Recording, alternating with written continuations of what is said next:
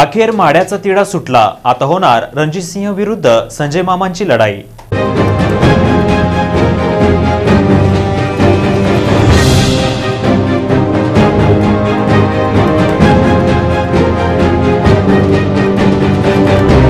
सोलापूर जिल्ह्यातील माढा लोकसभा मतदारसंघ यंदाच्या निवडणुकीत सर्वाधिक चर्चेत असलेला मतदारसंघ ठरला।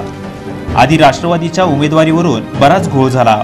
अखेर त्यांचे पर्यावसन अकलूजच्या रणजितसिंह मोहिते पाटील यांनी भाजपात प्रवेश केला। त्यावेळी सर्वांचा समज झाला रणजितसिंह मोहिते पाटील उमेदवारीसाठी भाजपात गेले, पण झाले उलटे। इकडे रणजितसिंहांनी राष्ट्रवादी सोडताच माढ्याचे संजय शिंदे यांनी लगेच राष्ट्रवादीत प्रवेश केला आणि उमेदवारीही घेतली। त्यावेळीही सोलापूर जिल्ह्यासह महाराष्ट्रात एक चर्चा सुरू झाली। आता अकलूजचा सिंह आणि माढ्याचा वाघ अशी लढत होणार। मात्र तिकडेही रणजितसिंह मोहिते पाटील यांना तिकीट मिळाले नाही। या राजकीय घडामोडीमध्ये राष्ट्रवादी आणि मोहिते पाटील यांच्यातील अंतर वाढले।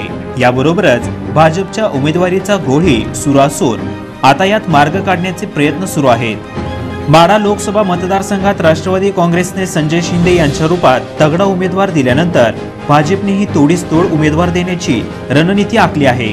शिंदे यांना शह द्यायचा असेल तर रणजितसिंह मोहिते पाटील किंवा रणजितसिंह नाईक निंबाळकर या नवख्या उमेदवारापेक्षा विद्यमान खासदार विजयसिंह मोहिते पाटील यांच्यासारखाच उमेदवार हवा या निर्णयाप्रत भाजप पोहोचली आहे।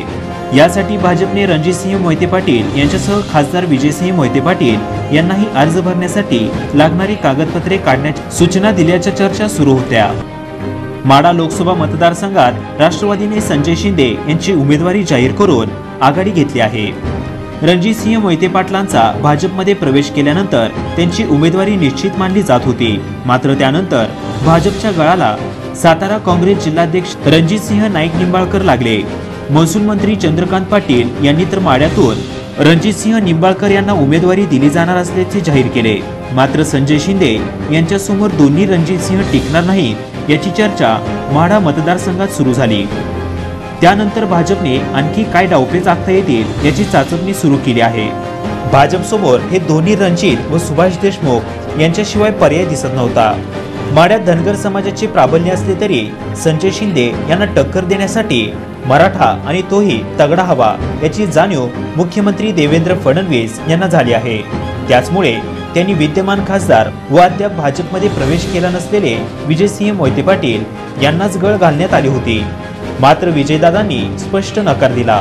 त्यावेळी मात्र भाजपाची चांगली कोची झाली। भाजपाच्या वरिष्ठ पातळीत खूप खलबत्ती होत अखेर फलटण येथील रणजितसिंह नाईक निंबाळकर यांना उमेदवारी जाहीर दिल्याचे मुंबईत भाजपकडून जाहीर केले। त्यामुळे उमेदवारीसाठी राष्ट्रवादी सोडलेले मोहिते पाटील व भाजपाच्या अडचणीच्या काळात भाजपासोबत राहिलेल्या खासदार मंत्री सुभाष देशमुख व त्यांचे पुत्र रोहन देशमुख यांचे कसे सहकार्य मिळणार हे निकालानंतरच कळेल।